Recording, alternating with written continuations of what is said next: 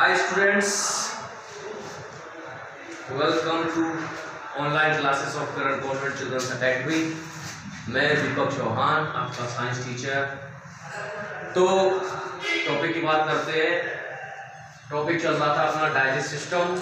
Digest system में मैंने आपको बताया था कि जो कॉम्प्लेक्स फूड मटेरियल्स है उनको सिंपल फूड मटेरियल में कन्वर्ट करने को डाइजेशन कहते हैं, और इस पूरी प्रोसेस को डाइजेशन कहते हैं। इसमें जो ऑर्गन काम आते हैं उसको डाइजेस्टिव ऑर्गन कहते हैं, और ये सभी ऑर्गन मिलके डाइजेस्ट सिस्टम बनाते हैं।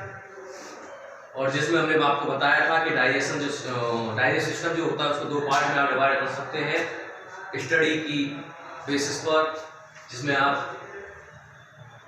जो फर्स्ट पार्ट है उसमें डाइजेस्टिव ऑर्गन, सेकंड पार्ट जो है उसमें डाइजेस्टिव ग्लैंड। हम डाइजेस्टिव ऑर्गन की बात कर रहे थे। इसमें फर्स्ट ऑर्गन हमारा कंप्लीट हो गया था, इसका नाम था माउथ। सेकंड जो ऑर्गन है वो है फेरिंक्स। आज हम बात करेंगे फेरिंक्स की। फेरिंक्स की अगर हम बात करें तो बकल कैविटी का जो पोस्टीरियर एंड होता है, लास्ट वाला जो हिस्सा होता है, वहां पे टंग अटैच होती है और उसी पार्ट को हम कहते हैं फेरिंक्स। फेरिंक्स की एक और बात, फेरिंक्स जो है वो माउथ और नोज दोनों से कनेक्टेड होता है यहाँ पे। और जब माउथ और नोज दोनों से कनेक्टेड होता है तो जब हम सांस लेंगे, ब्रीथ करेंगे, तो भी वो फेरिंक्स से होके और विंड पाइप में जाएगी। और जब हम फूड इंटेक करेंगे तो माउथ के बाद आफ्टर द च्यूइंग, चबाने के बाद वो फेरिंक्स से होते हुए फिर फूड पाइप में जाएगी, जिसको हम कहते हैं ईसोफेगस। तो हम बात करें अगर हम फेरिंक्स की तो लिख सकते हैं हम कि buccal cavity at the posterior end of tongue.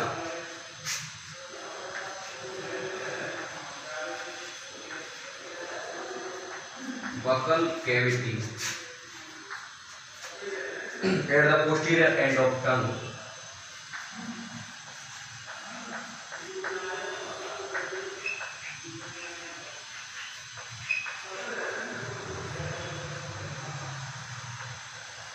At the posterior end of tongue is attached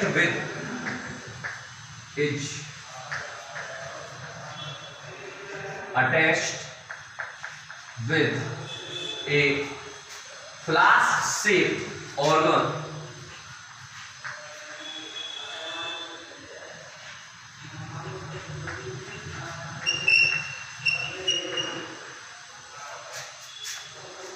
which is known as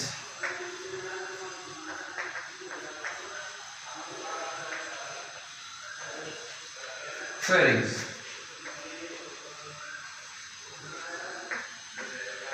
यानी कि आप ये कह सकते हैं कि बकल कैविटी के लास्ट वाले पोर्शन में जहां पे टंग अटैच्ड होती है, वहां पे एक फ्लास्क शेप का ऑर्गन पाया जाता है, जिसको हम फेरिंक्स कह सकते हैं। ठीक है। नेक्स्ट अगर हम बात करें कि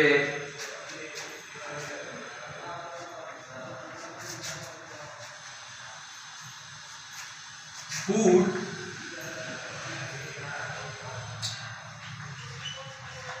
reaches pharynx to esophagus।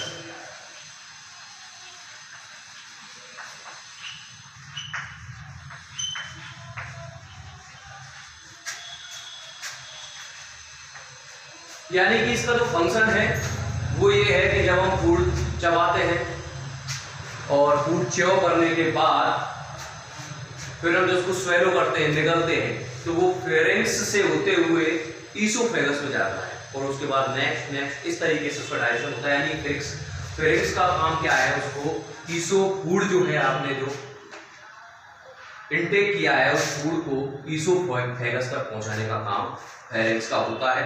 वैसे फेरिंक्स मैंने आपको बताया था दोनों ही, यानी कि हमारे दो माउथ या नोज के जरिए जो है दो पार्ट होते हैं, एक ईसोफेगस में और एक फूड विंड पाइप में। यानी एक तो जाएगा आपके लंग्स में और एक जाएगा आपके स्टमक में। एक डाइजेस्ट सिस्टम है और एक रेस्पिरेटरी सिस्टम है। दोनों का ही कॉमन एक पैसेज या पाथ जो कहेंगे हम फेरिंक्स होता है। फेरिंक्स दोनों ही काम करता है। यानी कि फेरिंक्स ये इंश्योर करता है कि किसी भी कंडीशन में, फेरिंक्स ये इंश्योर करता है किसी भी कंडीशन में जो फूड है वो विंड पाइप में ना चला जाए। समझ में आया? यानी कि आप ये लिख सकते हैं कि फेरेंस confirms it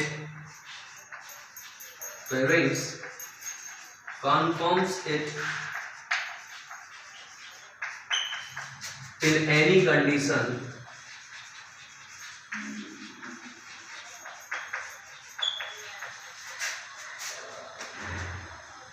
food cannot enter into windpipe।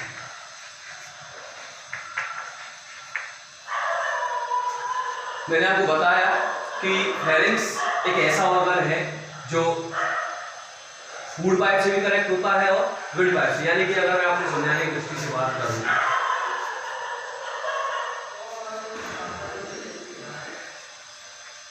तो ये नोज वाला पोर्शन है, ये माउथ वाला पोर्शन है, और ये ऐसे करके ये फ्लास्क शेप जैसा, ये वाला जो फ्लास्क शेप वाला ऑर्गन जो है, यानी कि जब आप एयर लेंगे वो भी फेरिंक्स से होते हुए ये जाएगी आपकी ऐसे विंड पाइप में, और जब आप फूड इनटेक करेंगे तो ये ऐसे नेक्स्ट वाला जो पोर्शन है ये जाएगा ईसोफेगस में। ये ईसोफेगस ये आपका ट्रैकिया या फिर विंड पाइप, दोनों एक ही बात है।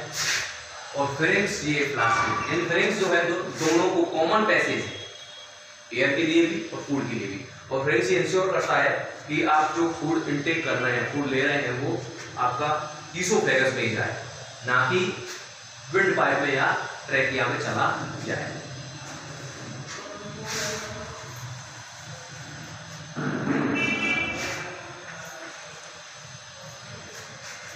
तो ये बात हुई फेरिंक्स की। और नेक्स्ट अगर हम बात करें कि फेरिंक्स जो है वो फेरिंक्स को 3 पार्ट्स में डिवाइड किया गया है। आगे मैं इसको थोड़ा सा रुक जाऊं और बात कर लेना।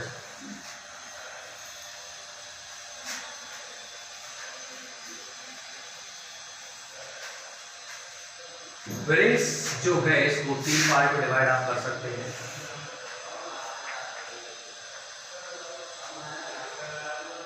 एक तो है नेजोफेरिंक्स,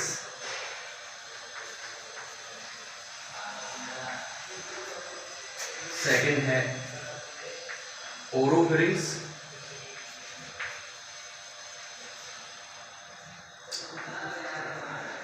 और थर्ड है लेरिंगोफेरिंक्स।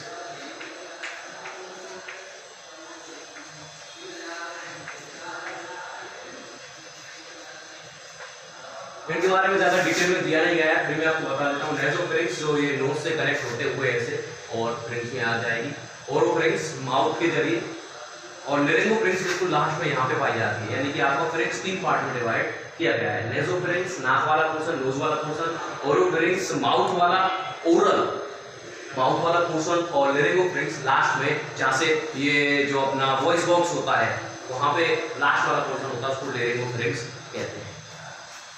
तो इस तरीके से आपका एक टॉपिक जिसका नाम था फेरिंक्स, या फिर कह सकते हैं डाइस ऑर्गन की बात कर रहे थे। डाइस ऑर्गन में पहला हो गया था कल माउथ, दूसरा है जो आज फेरिंक्स हमने कंप्लीट करा दिया। एक बार फिर इसको थोड़ा सा रिपीट करने की कोशिश करेंगे कि at the posterior part of buccal cavity, यानी बकल कैविटी के लास्ट वाले पार्ट में जहां पे अपना टंग अटैच होता है, वहां एक फ्लास्क शेप का एक ऑर्गन पाया जाता है, और उस फ्लास्क शेप के ऑर्गन को कहते हैं हम फेरिंक्स।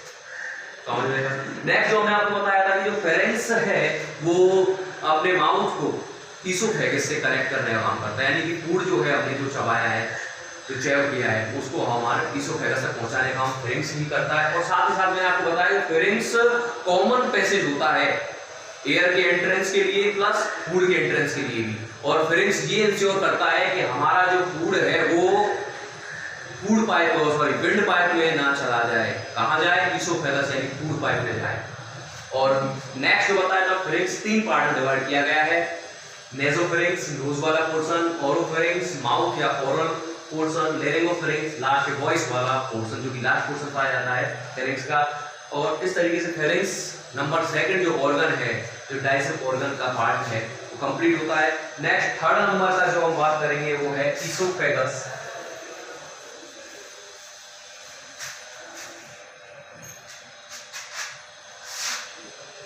थर्ड ऑर्गन जो है वो है oesophagus.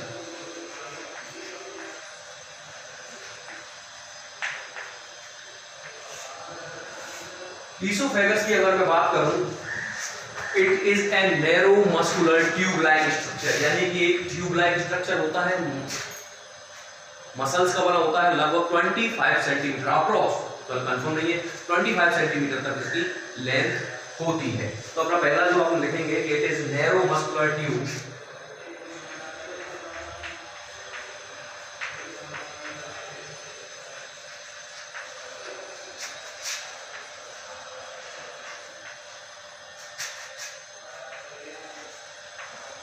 it is narrow muscular tube which is nearby 25 centimeter long। तो ये पहली बात जो हमने आपको बताई कि ईसोफेगस लगभग 25 सेंटीमीटर लंबी एक ट्यूब लाइक स्ट्रक्चर होता है जो मस्कुलर स्ट्रक्चर यानी मसल्स की बनी हुई होती है। नेक्स्ट अगर हम बात करें कि ये स्टार्ट होती है लास्ट पार्ट ऑफ फेरेंक्स के लास्ट पार्ट से स्टार्ट होती है और फिर ये चेस्ट कैविटी से होते हुए, डायाफ्राम से होते हुए चेस्ट कैविटी को क्रॉस करती, passes through chest cavity and diaphragm and enters into the upper abdomen part, यानी एब्डोमेन ये वाला हिस्सा होता है, एब्डोमेन के ऊपर वाले हिस्से तक पहुंचती है, जहाँ कनेक्ट हो जाती है स्टमक से। स्टमक भी एक ऑर्गन है जो डाइजेस्ट ऑर्गन में आता है। तो अगर हम बात करें कि it starts from posterior part of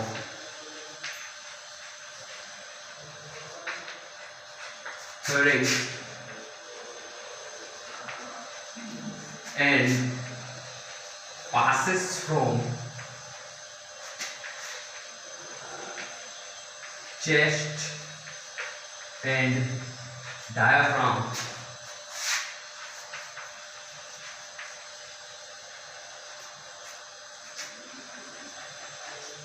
and connect to the stomach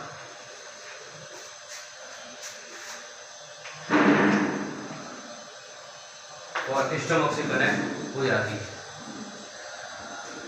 stomach से कनेक्ट कहाँ पे होती है? At the upper part of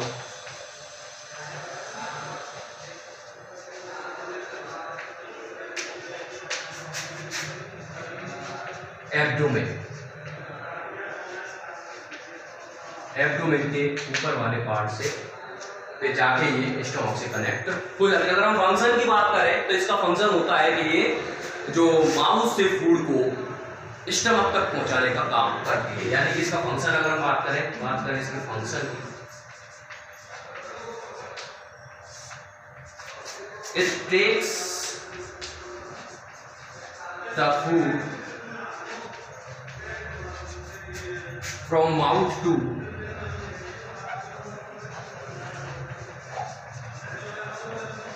stomach. ये इसका फंक्शन हो गया है। नेक्स्ट अगर हम बात करें कि ईसोफेगस पे पाए जाते हैं म्यूकस ग्लैंड, जो ईसोफेगस है उसमें म्यूकस ग्लैंड पाए जाते हैं जो म्यूकस सेक्रेट करते हैं। और इस म्यूकस का काम क्या है? ये फूड को क्लेमिंग यानी लसलसा चिपचिपा बनाने का काम करते हैं, जिससे फूड जो है वो आसानी से नीचे यानी स्टमक तक पहुंच जाए। यानी हम कह सकते हैं कि Esophagus contain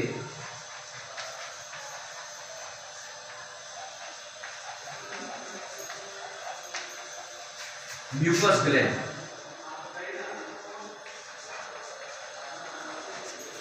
which secrete mucus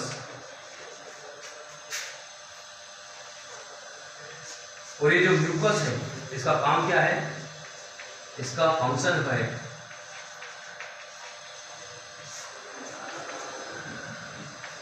it makes the food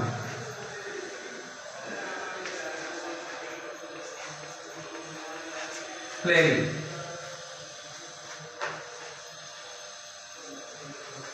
यानी लसलसा बनाने का काम करती है, जिससे कि फूड जो है वो आसानी से स्टमक तक पहुंच सके। तो नेक्स्ट जो हम बात करेंगे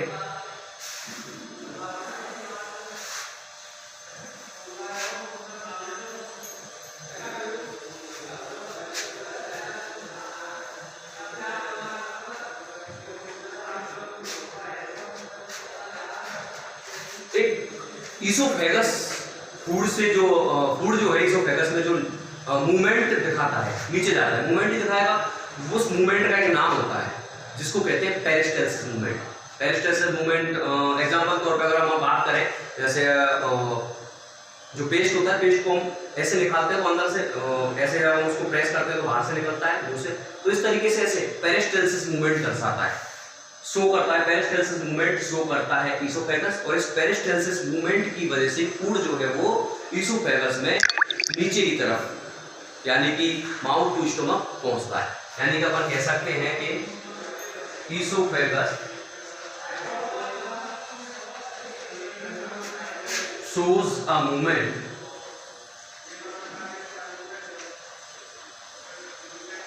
और जिसका नाम होता है पेरिस्टल्सिस।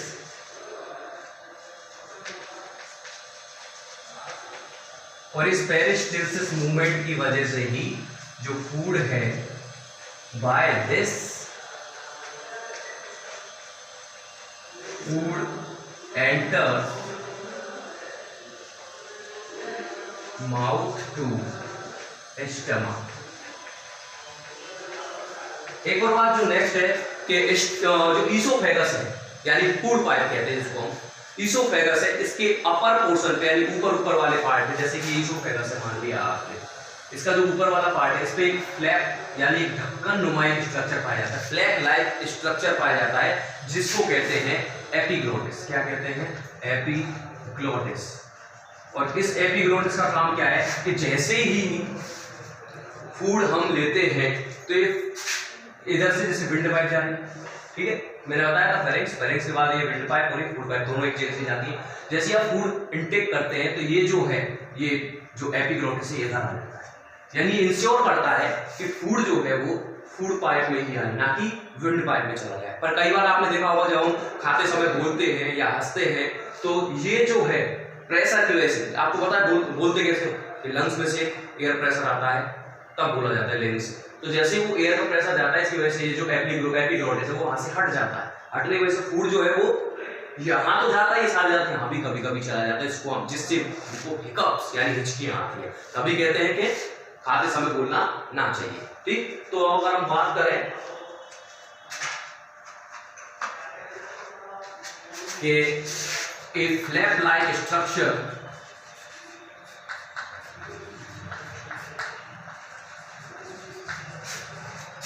is found at the top of esophagus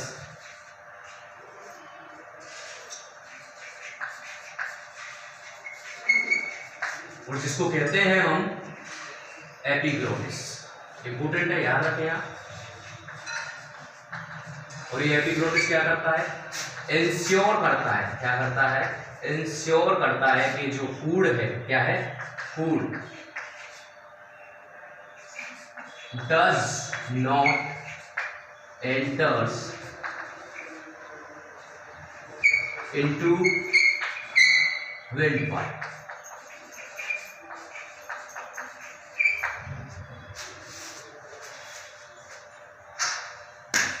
तो ईसोफेगस भी आपका कंप्लीट हो जाता है। एक बार फिर हम ईसोफेगस को थोड़ा रिपीट करके देखते हैं कि ईसोफेगस जो है वो muscular narrow pipe like structure होता है और लगभग 25 सेंटीमीटर की इसकी लेंथ होती है। और अगर बात करें तो ये स्टार्ट होता है लोअर पार्ट ऑफ फेरिंक्स और पासेस फ्रॉम यानी कि गुजरता है चेस्ट डायाफ्राम और पहुंचता है आपके अपर पार्ट ऑफ एब्डोमेन में, और वहां पे किससे कनेक्ट हो जाता है? स्टमक से। यानी कि हम ये कह सकते हैं कि माउथ से फूड को स्टमक तक पहुंचाने का काम करता है ईसोफेगस, इसका फंक्शन हो गया। नेक्स्ट अगर हम बात करें कि जो ईसोफेगस है, ईसोफेगस एक मूवमेंट दर्शाता है जिसका नाम है पेरिस्टेल्सिस मूवमेंट, और इस पेरिस्टेल्सिस मूवमेंट की वजह से ही फूड जो है वो एंटर करता है माउथ से स्टमक तक। एक और बात कि जो इसोफेगस के इसके अपर पार्ट पे फ्लैप लाइक यानी ढक्कन नुमा स्ट्रक्चर पाया जाता है, जो दोनों फूड पाइप और विंड पाइप दोनों के ऐसे पाया जाता है। जैसे हम फूड इनटेक करते हैं तो ये विंड पाइप को रोक देता है, जिससे फूड ये इंश्योर करता है एपिग्लोटिस के फूड जो है वो आपका फूड पाइप में ही जाए, इसोफेगस में ही जाए, ना कि विंड पाइप यानी कि विंड पाइप में चला जाए। तो इस तरीके से आपका 2 ऑर्गन आज कंप्लीट हो जाते हैं। आई होप आपको टॉपिक समझ आए होंगे और आप पढ़ें दोनों ही टॉपिक को। अगर आपको कोई प्रॉब्लम है तो मैं व्हाट्सएप पे आपको मिल जाऊंगा, या फिर आप कमेंट में बता सकते हैं, जैसे भी आपको अच्छा लगे। कोई प्रॉब्लम हो इनको दोनों को पढ़ें। और आपको ये बात बता दूँ, जैसे अपना ये एक सिस्टम कंप्लीट होगा, जैसे डाई सिस्टम चल रहा है आपका, उसके बाद मैं छोटा सा एक एग्जाम पेपर बना के उसको व्हाट्सएप पे डाल दूँगा, देखेंगे आपको कितना समझ में आता है। Thank you.